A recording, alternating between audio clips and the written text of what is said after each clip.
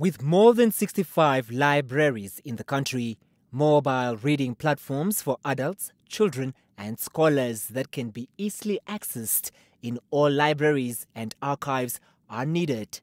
Deputy Director at Namibia Library and Archive Services, Namuthenya Hamwalwa, said Wi-Fi connectivity at all libraries and archive resource centers must be considered in the government budgets. There's a need for better budget for both, archives and libraries.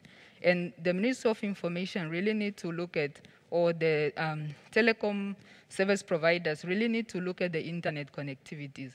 Because as much as librarians are trying to reach out to the community members, we cannot reach all the community members where the network is poor. Joel Kavetuna, Learners Support Officer at NAMCOL, says the college is in the process of introducing automated library system that will be used to access information. Therefore, connectivity is needed. Kavetuna has encouraged learners and students to engage themselves in online learning, even though face-to-face classes are resuming. I want to, at this point, also remind our learners that there are components that they need to, especially secondary education, the agriculture practicals, the oral. If they don't do those components, usually the marks come out incomplete.